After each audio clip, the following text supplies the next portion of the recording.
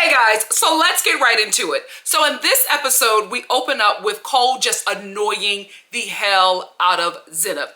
And to that I say, Zenith, was he not annoying in the pods? Because I absolutely remember watching him in the pods and being extremely annoyed. So I don't know if you were just so caught up on the fact that you were probably getting a guy with blue eyes that you overlooked how annoying Cole is. But sis, he's always been this way.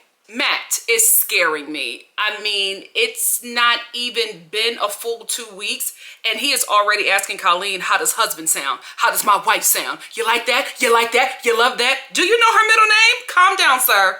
Calm down. Oh, Nancy.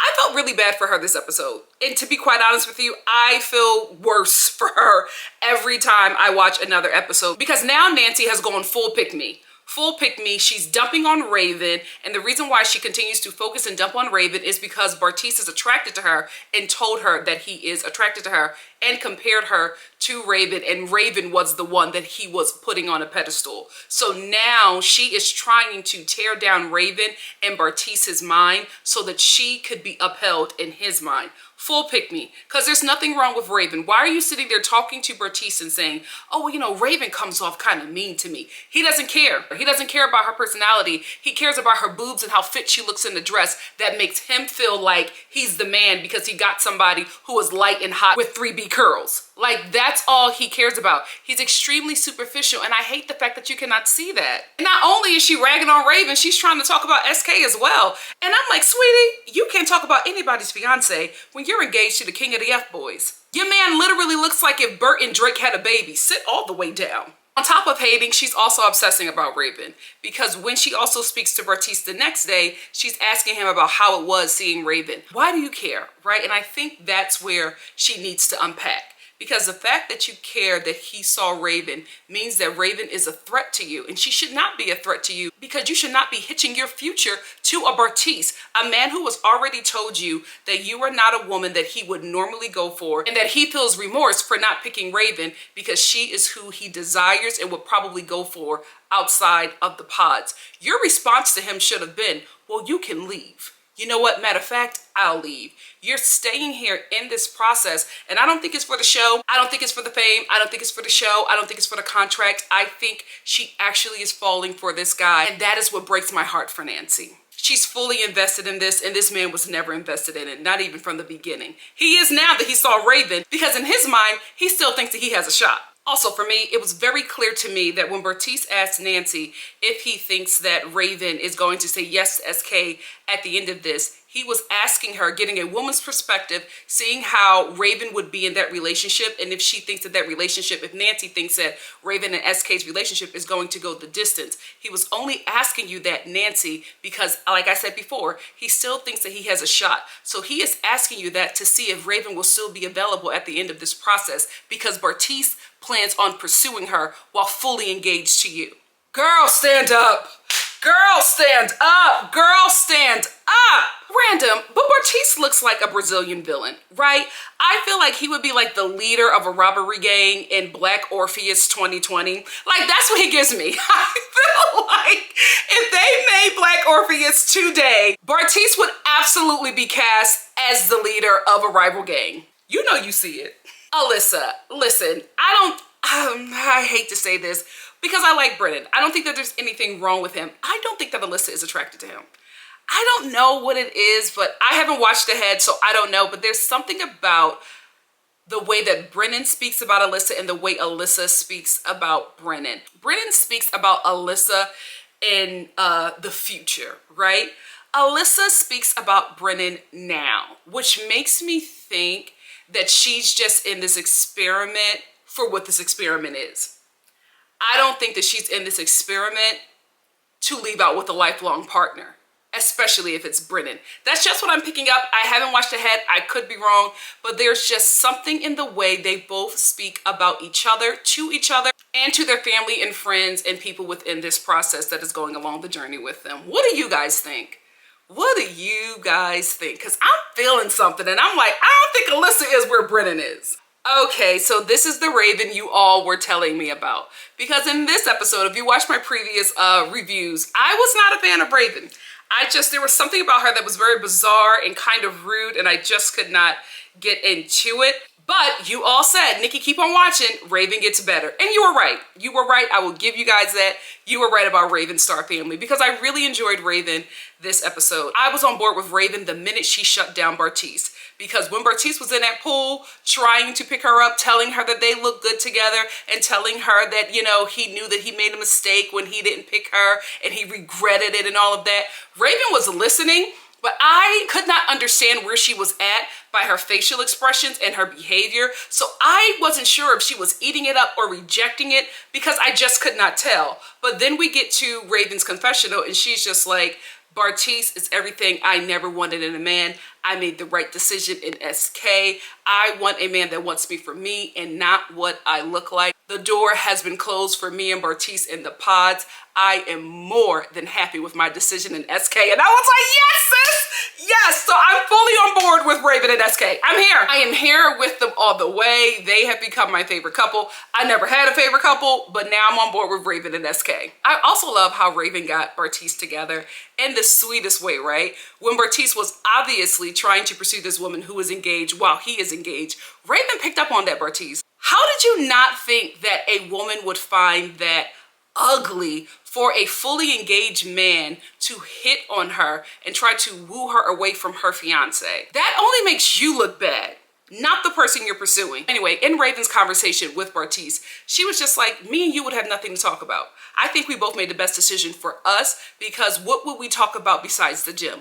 There's nothing there, no substance. Baby, the smile that dropped off of Bartise's face, I wish I could have took a screenshot of it because he thought that he was talking big. He thought that he just had Raven and he was reeling her in. And in that moment where she said, I am safe and secure in my decision, I made the best decision for me. I think you made the best decision for you. Me and you have nothing in common. We do not need to further this conversation because there's nothing there. Yes, I'm here for Raven. Bartise was looking at her like, you thought you had a shot. I guess not. Come on, Raven. Come on, Raven. Colleen and Cole telling each other while at the pool in front of their fiancés that they are both each other's type. Do you have no shame? I couldn't believe it. I'm not saying I could understand that they did not do it in front of their fiance's face, but it was just like, I think in any scenario, it would just be wrong, right? But to do it while both of your fiancés are like in the vicinity, in earshot, in eye shot, and you are both saying, you're my type, you're my type. If we weren't in this, I would definitely go after you. We all know what that means. That means that when this is over, I want to see what's going on. I want to see what you're about because I know that you're not happy with your pick and I'm not happy with my pick. You guys are setting it up. You guys are setting it up. So when you sit there and look at your partners, aside from Colleen, we will get into that. But when they sit there and they're just like, why are you upset? Because everybody knows what you two were doing. You were setting up your future outside of your fiancés with each other.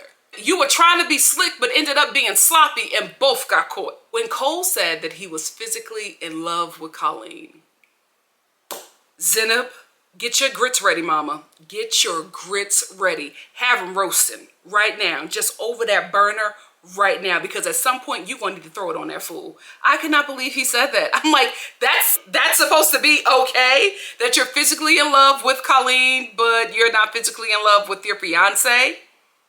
But you're emotionally in love with her. How is that better? How is that better? I just can't believe that these people with fully developed brains do not know that they're being awful on camera. Either you're being produced that way or you're putting 20 on 10 because you're actors trying to create a TV show. Whatever you're doing, guys, you are not looking good. Colleen and Cole, you two are not looking good, at least in this episode. Now, although I am not Team Cole, I do not like how he's treating Zenab. I do not like how he's talking about her. I will say, Zenab, I am very confused that you are a woman in your 30s who is asking a grown man to rate you. For me, that was just extremely immature. And in that moment, I saw your insecurities. My heart broke for you because I realized that you were trying to find validation in a man who is not physically attracted to you, so you will never get what you need out of him. Because I think that when Zenab asked Cole to rate her, she already knew it was the confirmation that hurt her because she was hoping that she was wrong. But when Cole told her, he was just like, all right, I'll give you a 9 out of 10. but then you're telling her that Raven and Colleen are 10s. She's going to feel less than as your fiance. I think Cole knew that, but I think him trying to be far too honest with Zenab about this process, right? Because Cole is like, we're in a very unconventional process right now for marriage and love, and I'm just trying to be as honest with you as I can be. And to that I say, Cole, stop being honest with Zenab, because your honesty is breaking this woman down. You have to find another way to tell her the truth that will not crush her, because you're crushing her. And I felt so bad. I was like, Zenab, why are you asking this dude to rate you? You know he's not going to give you the 10 that you are expecting. You wanted him to say that you're a 10, you're the best looking there. But sis, I think you already knew what his answer was going to be. Oh, this is so sad. I want you and Nancy to stand up. And I want Colleen to press charges. We will get into that. Matt, Alabaster Ike Turner. Alabaster Ike Turner. Colleen, I don't know if you were just a little tipsy, so you told this to Matt, or if production told you to tell Matt about the conversation that you had with Cole. But baby, this was the worst and best thing for you to ever have done. The worst thing for you, because it was just really frightening, to be quite honest with you, to watch how this man spoke to her, his behavior. And I'm like, he's doing this while people are watching.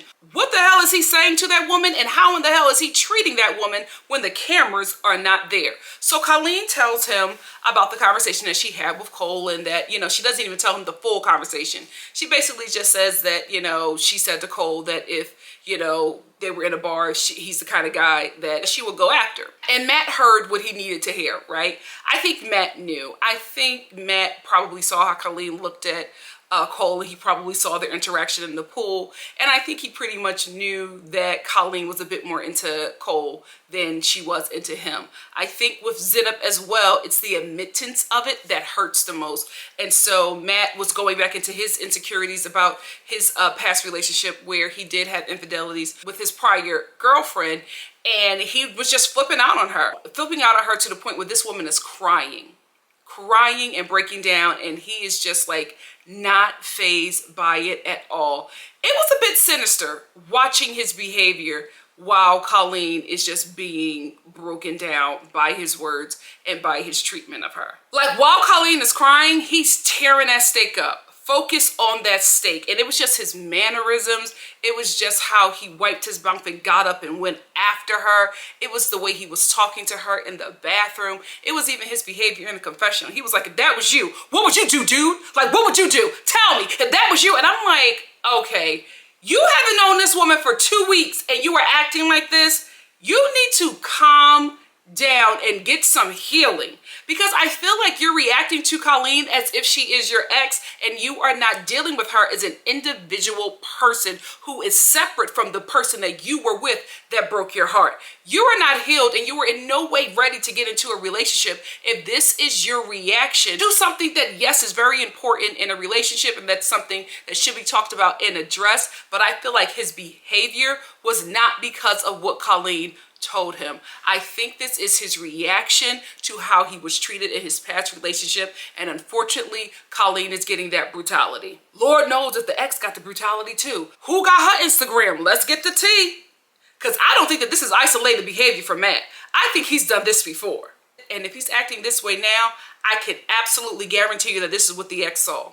She probably saw it worse. Anyway, I was really nervous for Colleen, and I was kind of upset with production that they allowed her to stay in that room with him, because Matt was having a whole temper tantrum and threatening to leave. And Colleen, who we all know really wants to be a part of this process, that's why essentially in the pod she was begging Matt for an engagement. She was falling out and trying to keep him here because she did not want him to leave, because if Matt leaves, then she has to leave. And I'm like, girl, if this is who you have to be with to stay on the show, think about your safety first and not the check that's going to come from Netflix. Because what good is the check if you're not here to enjoy it? I'm just saying. That man scared me in this episode. I gotta be honest with you. I was watching this episode like, Colleen, get out of there.